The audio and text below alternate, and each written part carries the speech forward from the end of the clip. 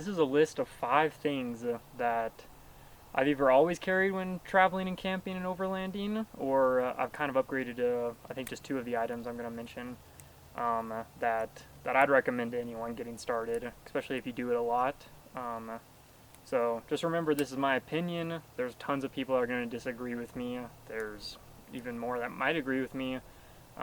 You can pick and choose from the list. So I didn't even start out with some of these things. Most of these things I didn't start out with, but I've kind of upgraded to over the years. So yeah, so this is just a list of 5 things out of the many things that we use to go overlanding with.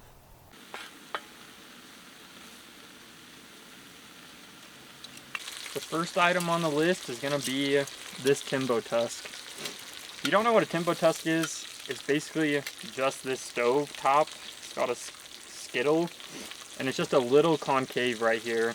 You can see you can cook pretty much anything. So we cooked pasta with this thing, and it's just round enough to where like it can kind of act as a pot, but also a pan. They're really, really nice. There's tons of reviews on them already.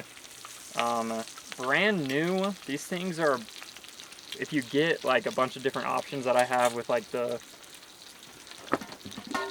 little stove top with it, and then you can also get like a smoker, so then you can smoke stuff with it like below there, and then there's a cutting board that goes on one of the legs. I think it all adds up to just a little over $500, which is pretty steep.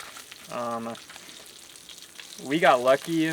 I was just on Facebook Marketplace one day and was able to find this used on a trip that we were going to, and I think we paid like $150 for it, and it was basically, I mean, it had been used, but it was basically brand new. So if you want to short out a little over $500 for it, it's worth it. It'll last you a lifetime if you take care of it, but I would just wait and see if you can find good deals on them too, because I think people are always looking for the new best things. So we just love how versatile it is, and it makes, we don't even need a fire for anything.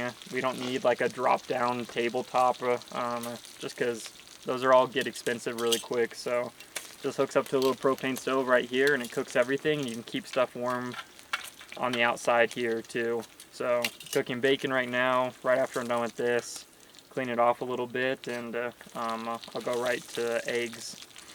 So I would definitely not ever go overlanding without this. It's just nice to have and really convenient. It takes like 4 minutes to set up and not bad at all.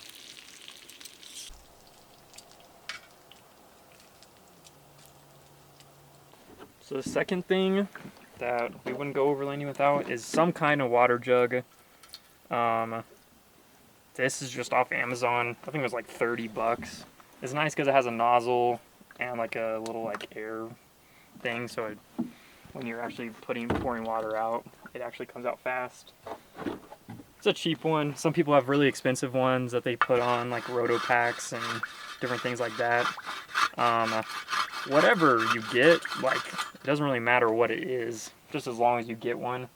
I think this is like a 2.5 gallon one. I think most people carry 5 gallons. Sometimes it's me and my wife, other times it's just me. 2.5 gallons has worked fine. We've gone on like three or 4 day long trips with it. But just some kind of water container, even if it's just some gallon jugs that you just kind of use, that doesn't really matter, just as long as it works for you and it fits within your budget. So yeah, definitely tons of water. Third thing I would never go overlanding without is just a full-size spare. So obviously the FJ comes with one. If you're building out a Jeep, those come with one. If you're building out an Xterra, it comes with a full spare. Like, it doesn't really matter what you're building out. Most of them, Land Cruiser, most are going to come with full-size spares anyways. But even if you're building out something that doesn't come with a full-size spare, I don't care if you're building out like a Honda Civic, you gotta find a full-size spare and strap it onto your roof if you're going to go overlanding, off-roading a little bit. So that's just not negotiable in my opinion. You just never know what's going to happen on the trail. Luckily, we've been pretty lucky. We've never had to replace a tire on the trail yet, but I mean, you do it long enough and you're going to have to eventually. So one of these days we expect it. We don't, so this is the original FJ wheel. we've already replaced our wheels. We haven't replaced this one because it's expensive to replace all 5 wheels, but even if you get like the 5th one, the nice thing is you can add it into like your tire rotations, so like it wears evenly and it kind of makes the tires last even longer, so it gives you like one extra one. But yeah, full-size spare, just non-negotiable. You're gonna need it eventually, and if you only bring like one of those like little tiny ones or don't bring one at all, you're gonna kick yourself in the foot eventually, sooner than later. So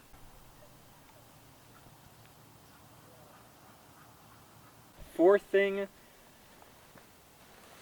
and you can kind of argue with, well, you can 100% argue with this, is a rooftop tent.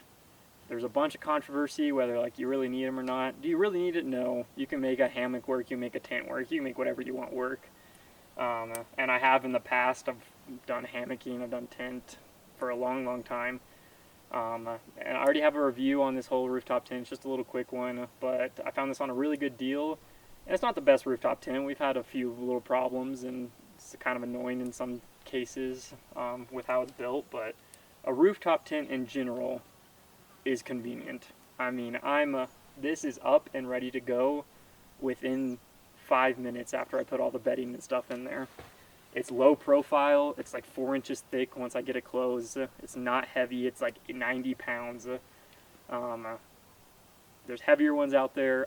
It doesn't really matter what rooftop tent. If you want to go the one that's $8,000, do it. If you only have the budget for the one that's $1,000, do it. Find a used one for $300. It's worth it just to try it out. It's super convenient. That's why we still have it. In the winter, we take this thing off, so that way it doesn't get beat up in anything. But you can't beat how convenient it is. I mean, a regular tent, you gotta clear out all the rocks, you gotta clear out everything, sticks. Here I just park, put some rocks under the vehicle if I need to level it out, and I just pop it open and it's ready to go.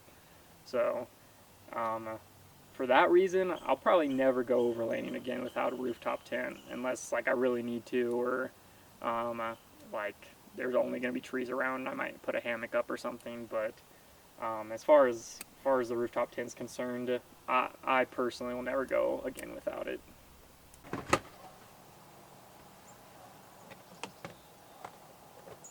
Last thing on the list, number 5, is a gun. For me, I carry just a little 9mm handgun. I carry it in the truck. It doesn't, you can carry it on you. I rarely carry it on me. I don't see a need to protect myself that much. It's just in case things go south. I have one fairly close by. It's not even for animals or anything like that. It's just for people. You just never know what people's intentions are. I've never met a bad person out on the trails yet. Anyone we've camped next to, if we've had to do that, like, always been super friendly. I've never had a problem. I've been camping my whole life. But there's people out there that you just never know their intentions. So I keep it in the truck. I never carry it really on me. Occasionally I might, but yeah, it's just not little 9mm Smith & Wesson M&P. Some people I know carry shotguns in their car because that's what they do. I mean, when you live over here in Idaho, most people carry guns in their car. So it's just kind of what you do. It's kind of normal. So if you live in LA and go overlanding once in a while, you probably don't keep a gun in your car. Maybe you do. Maybe that's even more important to keep a gun in your car at that point. But you just never know. It's better to be prepared and never use it. Hopefully I'll never have to use it.